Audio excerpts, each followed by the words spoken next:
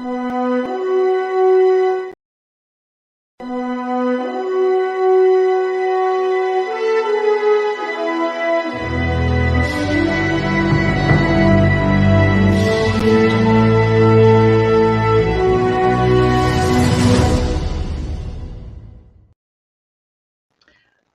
Friday. Thank goodness it's Friday, finally. Boy, but I don't know where time goes. I'm Dr. Lori Davis, your host for today. I believe Jay's going to pop in. We have two exciting guests. So, welcome to the Today Show. Presently, we're streaming live on Lori Davis' Facebook page and two of my YouTube channels, one Lori Davis Show Host and the other one 5 Minutes to No Limits. So, welcome.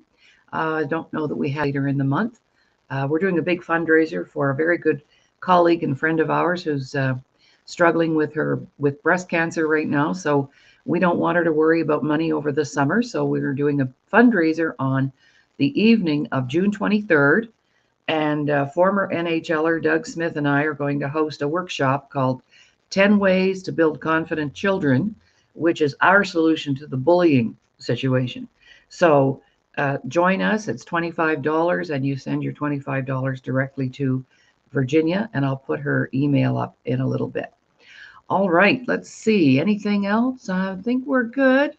Nice and cloudy here today, but summer's here. The leaves are out, finally getting some warm weather in the great Northwest, the great cold Northwest.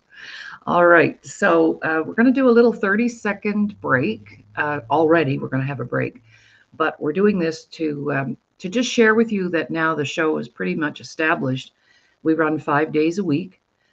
Monday, we work on self-care, self-improvement, empowerment, and we usually have guests every show. Tuesday, I bring in Dr. Ramin Modiri, our financial guru, and every Tuesday we do a show on finance. And he's from Southern California, and he's amazing. And he just takes really complicated financial stuff and makes it simple for lay people like ourselves. And then on Wednesday, we do wellness. So whether it's conventional or alternative methods of getting healthier. And on Thursday, we feature special communities like veterans, our Indigenous community, our disabled community, and we usually have guests there as well. And then Friday, today, it's Fun Day. So we're going to have some fun with Dan White and Jill Younghusband. And they're both musicians of some sort. I'm not quite sure yet. I know Jill, but Dan, I have more to learn about. And then former military. So that's kind of cool that these two guys landed on the same show. I think that's very fun. Okay, so the 30-second countdown. If you have a product, a program, a book, a CD, anything that you'd like to sell out there to build your businesses, we're now accepting advertising, and it's very cost effective. We're going to do a nice introductory offer for the first 3 months, and you can be on all of our shows. I do 5 a week, and then I co-host a sports show on Tuesday with our colleague Doug Smith, former NHLer. So he and I host a sports show. Can you believe that? Me on a sports show? Seriously? I can hardly walk down the front steps without falling down. And we're into athletes, and wow, I just keep saying to Doug, just keep your stick on the ice. That's all. Okay, here we go, and we'll bring in our guests.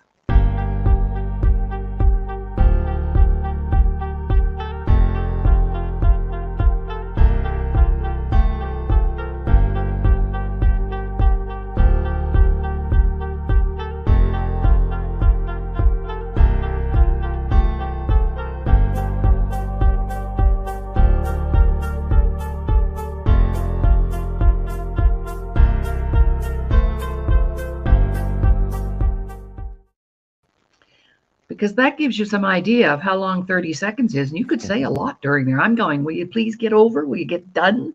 So when we're waiting for those seconds to fly by. Jill, I'd like you to meet Dan. Dan, meet Jill. Good morning. Hi, Dan. Hi, everyone. Good morning. And Kathy Bell is here. Oh, good morning. Yes, good morning, Kathy. She's our technical person. And you'll actually be getting an email from her and a gift, because we give out a gift to all of our guests as they come on to the show. So I would like to start with you, Dan. from way down south, and just maybe a little history, like so we get to know you better. Over to you. Who's Dan Uh, White? well, I'm a music educator. I teach music.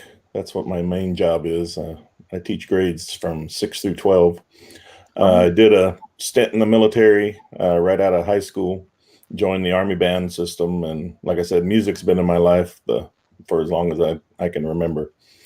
Once I got out, I went back and got my degree, my bachelor's and my master's degree in music education. And now I'm just to a point in my life where I'm ready to leave something behind. So I'm already writing and producing my own original works now. And that's what I'm kind of doing at the moment. oh, that sounds exciting. And how long were you in service? I did 9.5 years. Okay, all right. Jill, over to you for introductions. Yeah, good morning. I'm Jill Younghusband. I'm coming to you from Alberta, Canada, and I joined while I was still in high school. I started off as a trucker, and then I changed to administration and logistics, and served for 17 years.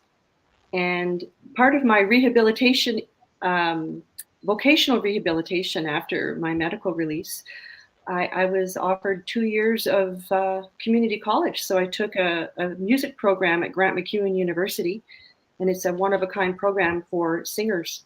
And so it's a jazz vocal program. So that was a 2-year program. And then shortly thereafter, I got hired on at the Department of Music at the University of Alberta. I worked there for 5 years, as well as performing locally and doing some special projects to commemorate the veteran and the Canadian military. And so I've just been rolling along over the last couple decades after leaving the military, working in music education, program management, and also veteran advocacy. Are you guys related at all? Isn't that interesting, hey? Music Isn't it? education. Yeah. Wow, I had no idea, Jill, about that. That's amazing. Now, Jay is probably good. Jay's kind of like a fly. He just kind of flies in and and then he flies out. So I am expecting him. So in the process of our conversation, if I see him backstage, I'll let you know, and we'll let him pop in. He's kind of busy today, but he loves Fridays and he loves to have an appearance on the Friday show. So he was the host of this show, but now I've sort of, I guess sort of taken over. Would that be right to say that? Well, people see me more often than they see him, so that's all right too. Okay, so let's see. What else do we want to know? Um, Jill, why don't you talk about your CD? Because you have a CD that you came out in what, 2003? And maybe just familiarize us with the kind of music that you like to sing. She's got some gorgeous music that's so beautiful. Over to you, Jill. Well, thank you. Well, I've always been a singer since I can remember. And I grew up listening to Patsy Cline, Tammy Wynette, Linda Ronstadt. The Andrews sisters had a huge influence on me when I was quite young with the K-Tel commercials, and you hear the tracks scrolling through on the commercials and the harmonies. And so that I've always loved to sing. And my dad was an influence, quite a heavy influence on my music. And so after I retired from the military and was going to Grant MacEwan, I ran into a local philanthropist after a Sunday church service. And he came up to me and he said, "Do you have a recording? Do you have a CD?" I said, "No, I don't." He said, "Well, you will." And he walked away and everybody was saying, "Do you know who that was?" And his name is Larry Anderson. He was a local commercial real estate developer and entrepreneur, businessman in Alberta, and was involved with community support with education and athletics and volunteerism. Just a wonderful man. And so he sponsored my CD, and he even came up with the title of it. It's entitled Wings of Peace, a tribute to the Canadian soldier. And we recorded it at Mamio Beach Recording Studios in Pigeon Lake, Alberta. with Miles Jackson as producer, and he plays some tracks on the album. And he brought in horn players from Calgary, Alberta. There's this whole variety of genres on the CD. There's jazz, there's folk, there's a serious lyric. So all of the training that I took at Grant MacEwan College, or Grant MacEwan University now, prepared me for this project. And so that was in 2003 that this CD was recorded and released. And it was a real labor of love. It took about 6 weeks of nose to the grindstone work, back and forth on the highway. It was about an hour away from Edmonton where I stayed. And it was an exciting time. I can't believe it's been over 20 years since it was recorded, but it's one of my layers of love. I don't have any children, but this is one of my babies. Uh-huh. Very nice. Well, that takes a lot of work. I know I don't sing, but I talk. And so a lot of my stuff I had it recorded professionally too, because at the time I had a huge clientele that were blind from the blind community. And so I put all my stuff on CDs for them so that they could participate in the workshops that way. So it was kind of cool too. And what about you, Dan? Are you busy producing something, or you want to produce something, or you have? Fill us in. Well, I've got 7 singles out right now. Do you? I just kind of release a song anytime I come up with one and I can get a chance to get in the studio and record it. Right. My newest one just came out 2 weeks ago. It's called 80s Child. It's kind of an 80s anthem for Gen Xers. So that's my newest one. And then before that one, it was my military song. I call it 22. I released it on Veterans Day last year. 22 is basically the national average of U.S. service members who commit suicide each day. So I wrote that one to bring out awareness of the problem and also help any veterans that may be in dark places. I mean, if I can reach somebody that may be thinking about something and cause them to change their mind, then I've done my job as a musician and an ex-veteran. Mm-hmm. Absolutely. That's right. That's why we love our work, because of the channel that we're associated with, the Disability Channel, and of course they provide programming and so on for veterans to be able to re-enter the workplace through the broadcasting systems and the media, getting trained up in the media, in front of the camera and behind the camera. So this is all very timely that we're all here together today. There are no accidents, do you know? Oh, Kathy says this: I cannot sing, always out of tune. So what's your next move? What are you going to do next, Jill? Oh, before we do that, guess who just hopped in? We'll bring him in and then we'll get back to our discussion. How's that? Or we have, there he is. Good morning. Hey, Lori. Where are you? Hi, Jill. Hi, Dan. Very exciting. I want to tell our viewers right now, our channel is in Halton Hills Public Library, and we're doing a live production for the town of Halton. So we have a packed auditorium here called the John Elliott Theater. We have wonderful students of abilities. We had Unstoppable Tracy do an amazing inspirational speech. You guys will have to check her out.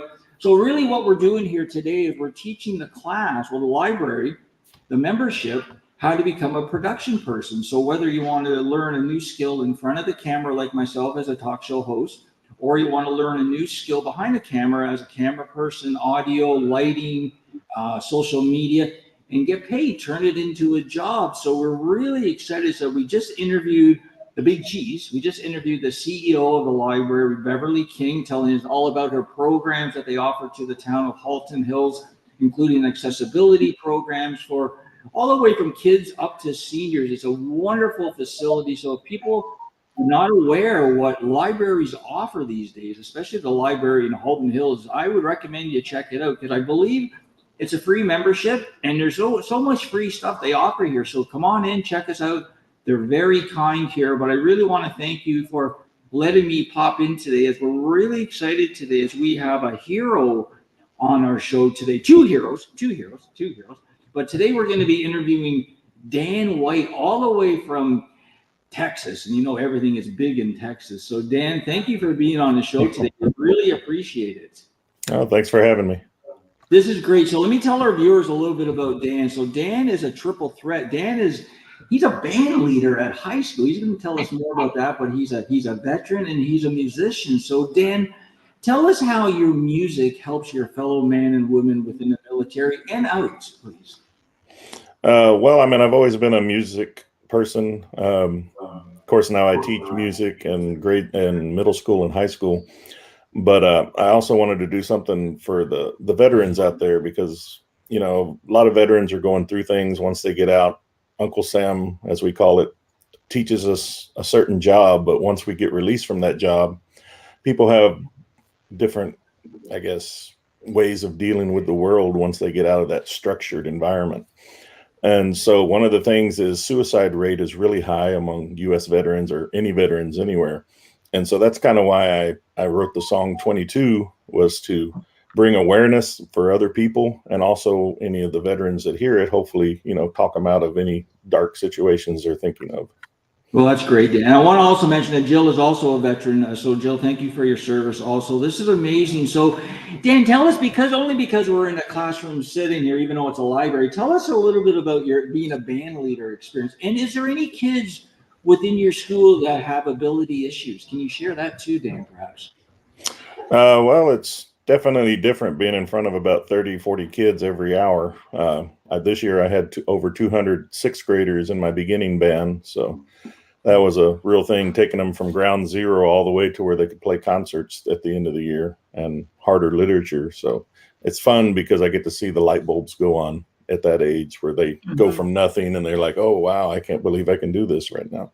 Oh, wow. I recommend that to all of our students out there. If you have an inkling for any type of music, whether that's writing, singing, learning to play an instrument, I highly recommend it. It is such a zen factor for people. I'm a guitarist player myself, and I try and play every day. I'm not very good, but it's really relaxing for me. So I recommend anybody out there, but you know, Dan could probably atone for that too and say, yeah, he does that. So tell us now, Dan, do any of your students, do they know that you serve, that you're a veteran? Yeah, I have some of my awards and pictures posted up in my office, so they see it. And can you share any thoughts that they might, you know, replies or comebacks that they give you? Do they ask you any interesting questions regarding your service? Most of the first thing out of most of their mouths are, were you in battle, or did you fight, or anything? It's like, no, I played music and I supported the ones that were on the front lines or in the forward operating bases. Please do tell our viewers your title again, Dan. I was a sergeant in the U.S. Army, which is an E5. And Jill, yourself, please, can you share anything you'd like to I was share a regarding corporal you? for life. I was a corporal for life, and I worked with both the Army and the Air Force as a trucker and then as an administrator. And I was actually a recruit instructor. I was a drill instructor for a summer.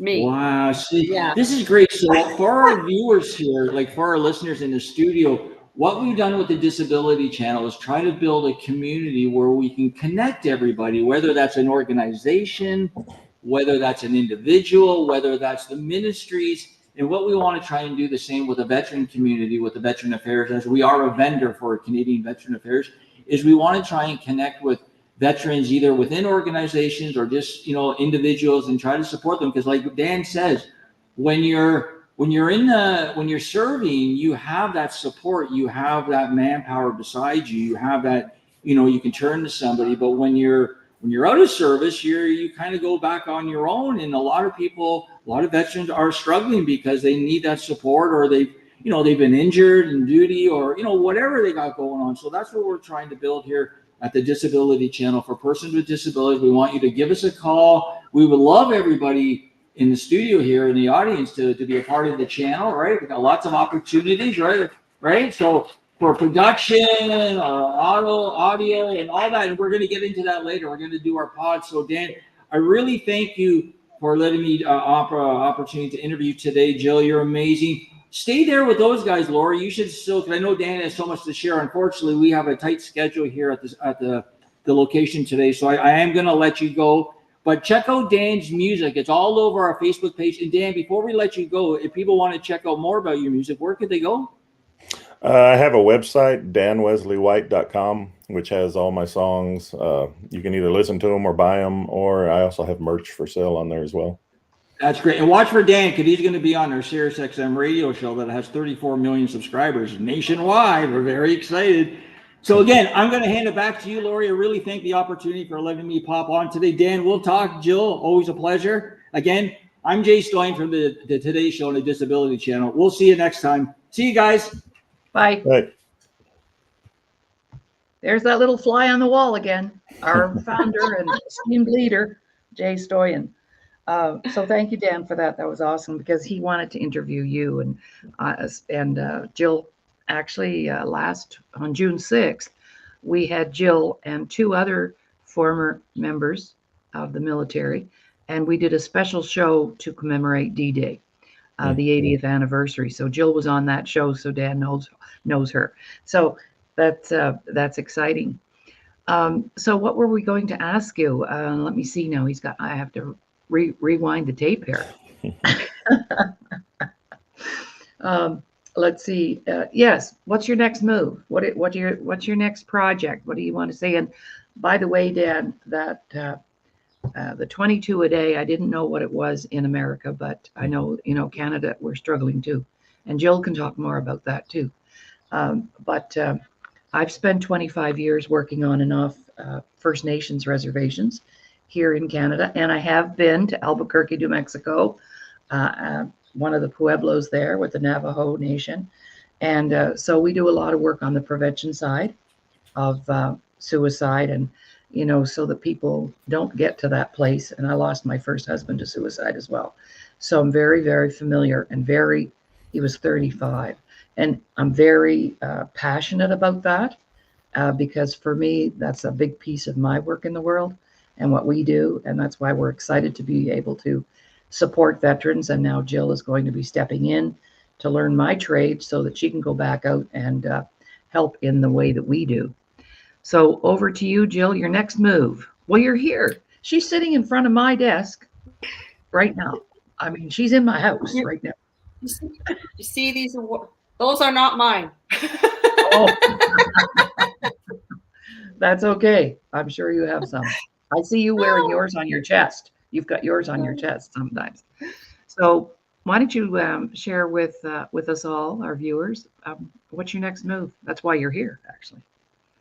Well, my next move right now is 100% self-care.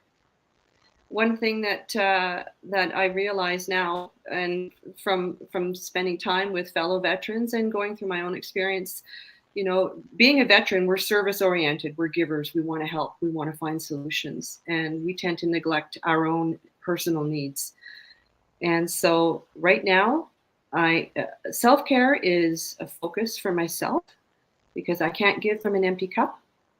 And as you said, I want to work with veterans. I want to support, there's service after service, and we need healthy volunteers in our communities. And there are so many wounded veterans across the country who don't recognize their own self-worth. And so it starts with me, and if I can share what I learn and what I experience and support other veterans, because it is a family. It really is a family. That's where I get my inspiration. And so I'm going to be working on self-development, self-care, and I have a couple of events to plan this year. I may be doing a Remembrance Day concert in November with a concert band here locally. And so I'll be able to provide some creative input into our remembrance service or remembrance concert.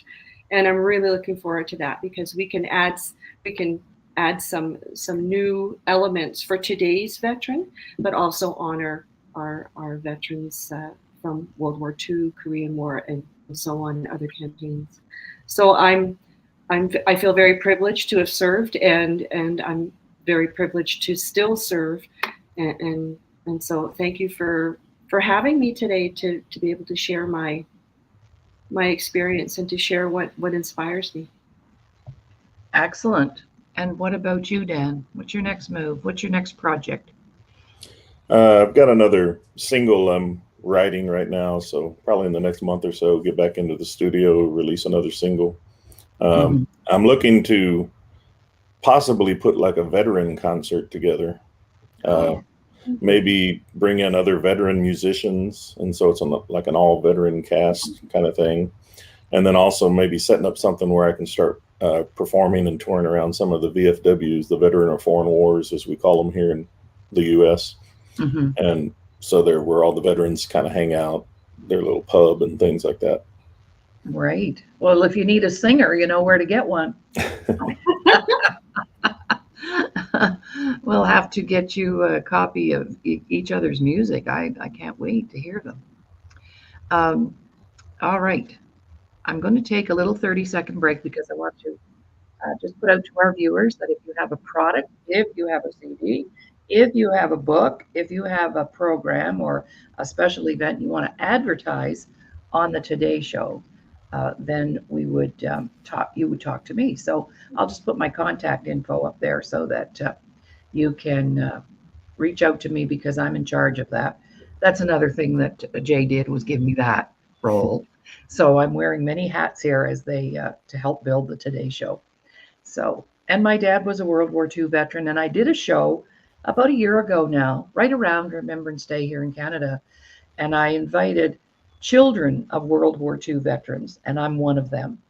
And we did a show. What was it like to be brought up in a home where dad has come home from war?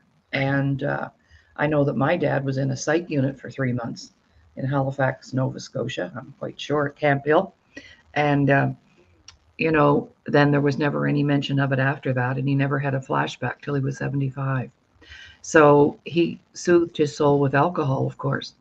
And then, we're the children of that. And he was an amazing father, wonderful provider, uh, and he was my hero.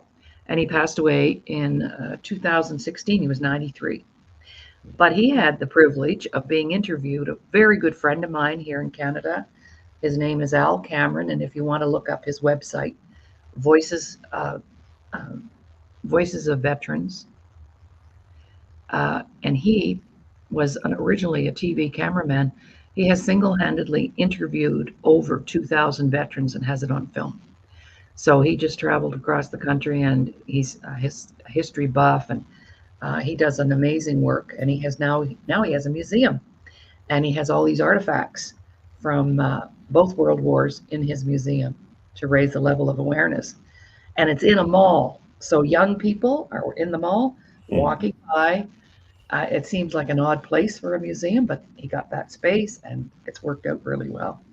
So Perfect. Veterans Voices of Canada. I had it backwards. Okay, we'll be right back after this 30-second snowflakes flying in the air, and you could be featured here. So you see, Jill, we're going to get you to sing a little clip, and then we can put that up. And Dan, same, like we could do a 1-minute clip from a song, and you're up there.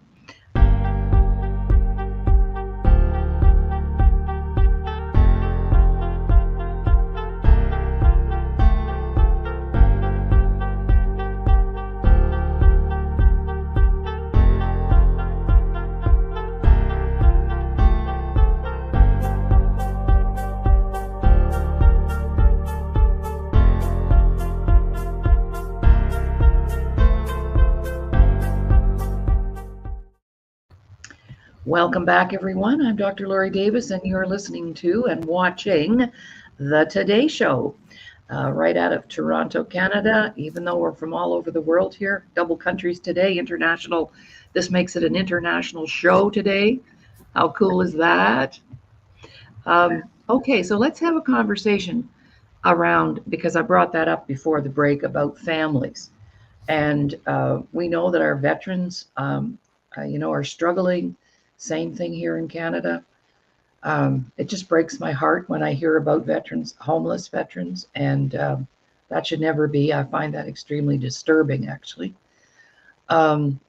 And let's just educate our viewers a little bit about some of the struggles that you know about, that maybe even if it's not you personally, but you've seen and you know and you realize it's out there. So let's just do some education around that for our viewers. Because if they've never had a family member in the military or they've not been in the military themselves, they don't really know much. So here's our chance to let them know some things. So let's start with you, Dan. Struggles that you know, veterans. You mentioned suicide. There's a big one. Any other things that you know that's going on?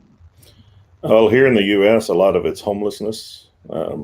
There's a bunch of homeless veterans. But one of the biggest things is the VA system, the Veteran Affairs system here in the States. It's like jumping through a lot of loopholes and a lot of paperwork just to get some of their disabilities, where they're granted the disability so they can start receiving a pension check for it. And they make it so difficult with all the different forms, all the different doctors you got to see and stuff like that, that a lot of them just give up. And sometimes it's some of these homeless veterans that, you know, they could be getting that monthly check, but because they've made the process so hard, they just give up. And a lot of times fighting with the VA leads to the homelessness and the suicide because they have nothing else to do and they have no other source of income. So that's one of the big things here in the state. Wow. And I've heard that too. Right, Jill? Same Yes, deal. the bureaucracy is so difficult. It's quite a barrier to the services and support that our veterans need. And they've been working on it for years. And it always seems to be the same barriers that people run up against once they get out of the military, once their service is finished. And yes, and once that happens, then you know the mental health aspect factors in, the stress. They need support. They need treatment. Many of these soldiers have addiction issues, behavioral issues because of their service, because of their mental injuries, and so yeah, homelessness here in Canada. We have a foundation called Homes for Heroes, and they have tiny homes that they've built in Calgary, Edmonton, and I believe now they're working in Kingston, if they haven't already opened Homes for Heroes in Kingston. And so they take in veterans for a temporary time, and the veterans are part of different programs while they're staying in the Homes for Heroes facilities. Oh, cool. And so there are some supports. There are some organizations who are doing really great work, and other organizations supporting Homes for Heroes, like, for example, the Canadian Walk for Veterans, Soldier On Foundation, Wounded Warriors. So there are some organizations across Canada doing some very good work, but it's to get to reach those veterans who are in crisis. We have Veterans Emergency Transition Services. They're a charity that started with a veteran who realized, oh my goodness, we're homeless veterans in Halifax. How can this happen? So they were boots on the ground, trying to find homeless veterans on the streets of Halifax, and then it went national. And fellow veterans volunteer for Vets Canada, and now they are partnered with Veterans Affairs and doing great work, 24/7 service. And there's a website, a toll-free number, 24-hour emergency service. So these supports are in place now, but it took crises to become aware and where these organizations were formed. And how long did you fight to finally get your pension money? 18 years. Yeah. I was fine. I didn't want to be disabled.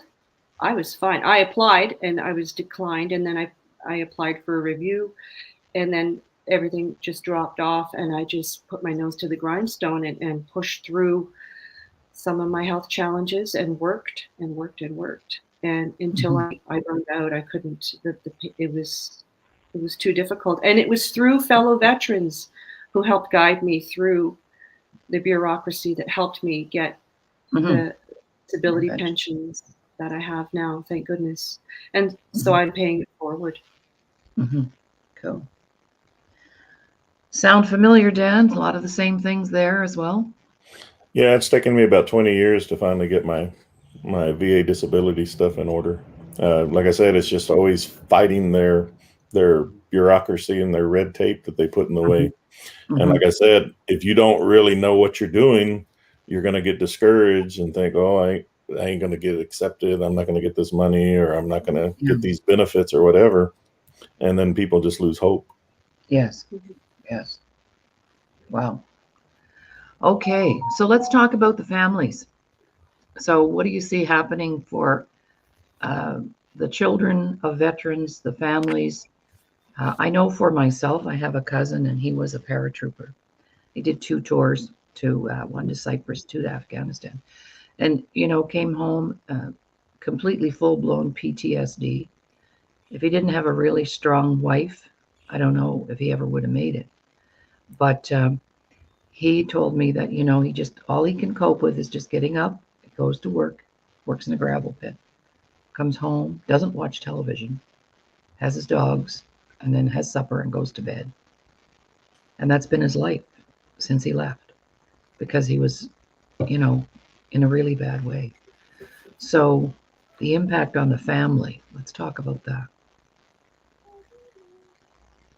Well, for me, I've got kids, but luckily they were all born after I'd already gotten out, so they weren't really in during my service. But it's really hard on kids, because when the parent is getting either shipped out to different countries or being deployed, they're left at home to fend for themselves. And then when the service member comes back, everything isn't exactly the same as it was before they left. And so it's just as hard on the family as it is the service member most of the time, because the family members don't understand what's going on in our heads, what we hear or see daily. And it's hard to explain that to them where they understand. And sometimes they take it as, hey, they're distancing me on purpose or whatever, but that's really not the case. We're just trying to find our way of surviving each day. Just like you said, just getting up out of bed is a struggle most of the time. Yes. What about you, Jill? What are some things you've seen or experienced? Oh my goodness. What's coming back to my memory is when I served with the Patricia's Canadian Light Infantry in my last posting before my retirement, and they were deployed to Kosovo in Europe. And I didn't deploy because of my medical condition at the time, but I remember the families were there to see off their loved ones, and the children standing there holding the hands of their mom or their the spouse that stays behind, and waving goodbye and crying as the bus departs. And I remember there was a dear friend of mine who came in, and he said, "Here, Jill, can you hold this letter for my daughter just in case anything happens to me? Can you make sure she gets this?" And during that same deployment, I was working in the orderly room at the front of in the headquarters, and we got a call from the message center, and I answered the phone, and they said, "We need to talk to your commanding officer. We have a casualty." And we lost a soldier who was on R&R in Greece, and he was in a moped accident, and he was killed. And so I had to go inform our acting commanding officer, because our unit was over in Kosovo. So we had an acting commanding officer, and then we had to call the padre, and then they had to go to this man's family and inform. And it was a huge deal, But the unit rallied for the family. But it was very and interesting. A year later, there was a commemoration at the base. This is in 1999, 2000, summer of 2000, and I got to sing at a dedication ceremony for this soldier and his family, and I got to meet his 2 little girls. Oh, so So when you ask how does this impact the families, that's the first memory that just came back to me, because I have so many. And also my brother served 3 tours in Afghanistan, and his wife and children were back home here in Canada while he was overseas, and the stress it had on his family, on my parents, and myself, because his second tour, he was outside the wire as an infantryman in Afghanistan, training the Afghan army. And I never prayed so hard for so long for him to come home safe. Mhm. It was very stressful. Yes, it would be. All right. So now, some of the other aspects, of course, would be the financial stressors, because now we're not working anymore. We don't have that paycheck coming in. Maybe no pension money coming in. Wow. And if you came back with a physical disability, that's certainly limiting when it comes to what you can do, right? Right. So how is that working out? Well, it's not, is it? That's Well, pretty in rough. the US VA, we have a program where if you get to a certain percentage of disability, they do a job retraining. And Okay. that's what I went through. And that's how I was able to get my teaching degree to teach music, was because I'd gotten a certain percentage when I filed my official paperwork or initial paperwork. And that's how I was able to go back to school. And the VA, I will give them credit for that, because I got 100% of my schooling paid for free through the VA because of that. Well, that's excellent. Wonderful. Yeah. Well, with the Canadian military, when I retired in 2000, you had to wait a number of weeks before your severance pay came in, before your first pension check came through, because of the bureaucracy. You had 3 to 4 months to wait for any income to come in, whether you were voluntarily released or medically released. So after some soldiers filing reports to the Canadian Forces Ombudsman, they changed the policies so that you will not release from the military unless your finances are in order and we've got everything all lined up in a timely manner. Mm-hmm. But yeah, financially, when you're not well, you can't, and most of the time your pension will not cover your expenses, because it's a percentage of what you earned when you were working full time. And so your income is less, but your needs are more because you've been medically released. You're needing treatment, you're needing supports, and many injured veterans go into debt because of physical therapy and treatments, and many alternative treatments that are very effective but aren't covered under the benefits with Veterans Affairs because they're not recognized. That can be very expensive as well. I've spent thousands of dollars on my own treatment for brain injury, and yeah, it's a juggling act for many. Mm-hmm. And a lot of times you have to go out and get second and third opinions from private doctors to combat what the VA is trying to say through their doctors. So, I mean, it's always a constant battle and money pit, basically. Yes, yes. To prove that your condition is attributable to military service, caused by your service. Wow. Yeah. Well, I have to say, here in Canada, my dad did receive a check once a month from Veterans Affairs as a World War II veteran, but not for years. Like they never got that money until Dad retired. After that kicked in then, and my mom is still alive, and she can access certain services through them as well, even though he's passed away. So if she needed her driveway shoveled or housekeeping, that sort of thing. So, but my dad was an accountant by profession, and he fought for that, and finally, yeah, and he advocated for others as well, especially in the money department, because a lot of times, I don't know what it's like. I've never been in the service. So when you're in the service and you have a family, does the family get the money directly, or do you get it, or how does that piece work? Well, it goes directly to the member, to the veteran. Mm-hmm. But interestingly, in Canada, we have 3 streams of pension through Veterans Affairs. We have the Old Pension Act, Then we have the new Veterans Charter, which came in 2006, and nobody knew the changes that were being implemented until they were passed. So all of a sudden, instead of getting a lifelong pension for your injuries, you're getting a lump sum that you can burn through really fast when you're not well enough to manage it, and then you're out of luck. And then now there's the new pension for life. So there's three streams of pension from the Veterans Affairs here in Canada, and depending on when you apply, will determine where your pension benefits are coming from. I am in all three. So it's interesting. They've kind of made a bit of a mess of it, but I'm grateful for the support I have now. But I tell you, it's not easy to get the support initially. Yeah. What about down your way, Dan? I love Texas, by the way. I've made many trips there. It's nice and hot already, and it's not even July yet. Yeah. Oh wow! I need to come visit. Yeah. We're already up in the 110s. Oh wow! So what about in the States, in America, the system that people get paid? It's just based on how high your disability rating is. They rate it from a 0% all the way to 100%. And each one is step tiered.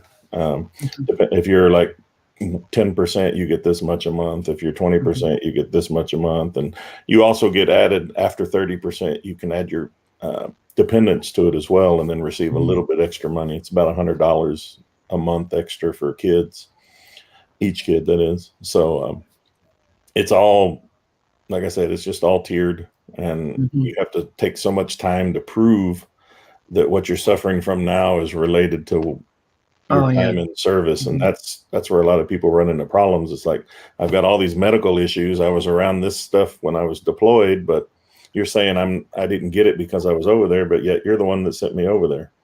So exactly. Yeah. The government don't like to pay for their mistakes. No, I think that's across the border as well. Well, actually, I shared this on our veterans show.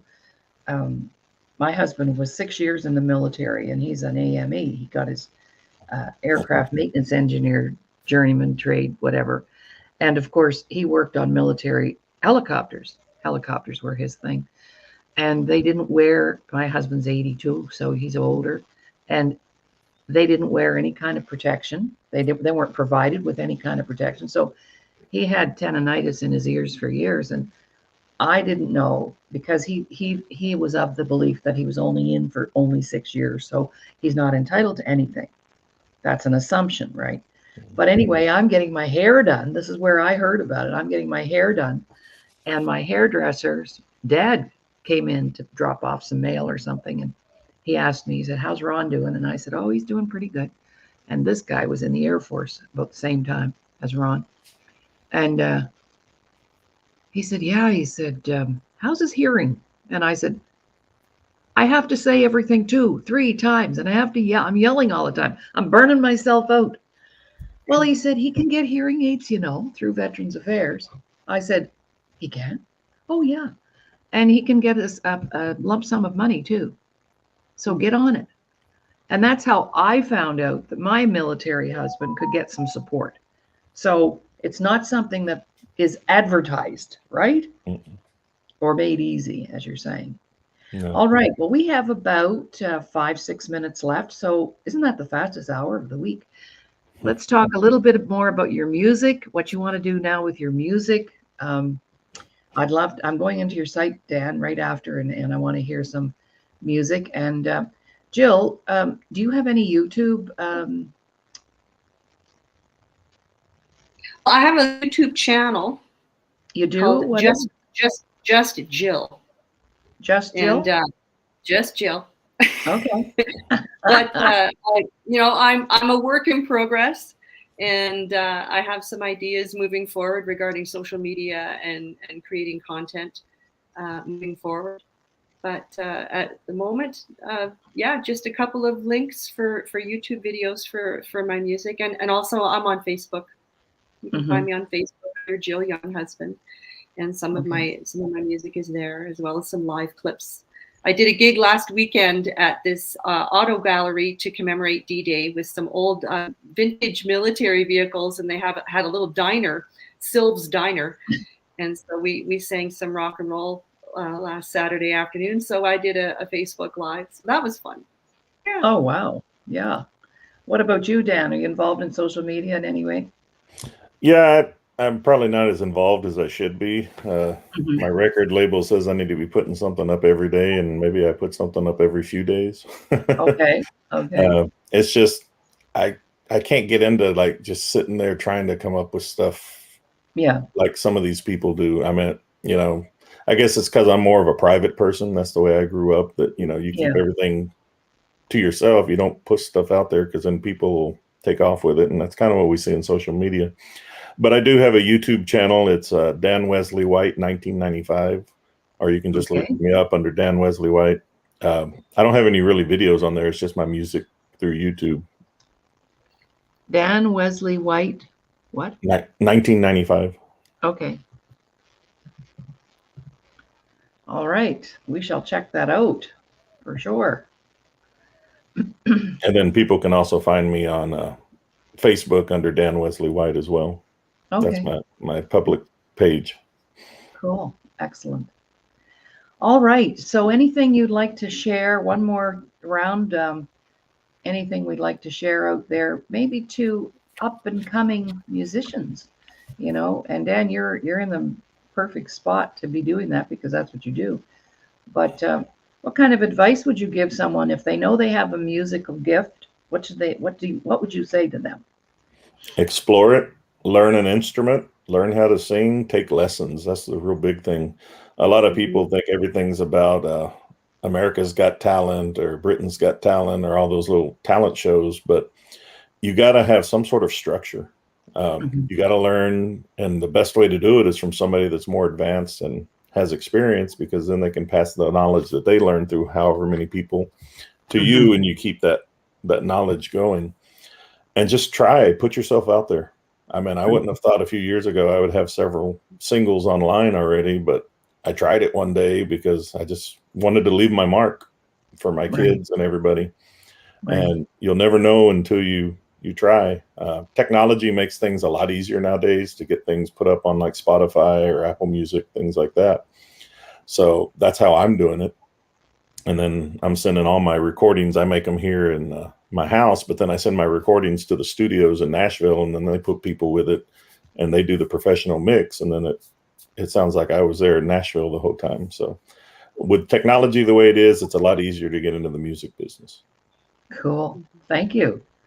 Jill, what would you be offering up for words of encouragement to any budding musician or singer? Dan said, if you have a gift, share it. I was a home-based singer. I would just play my guitar and sing it at parties and such. And then somebody said, "You should get out and perform." And yeah, it was a little anxiety provoking, I must say. But yes, get some instruction, because I had so much fear. I had stage fright with the musicians that were playing for me.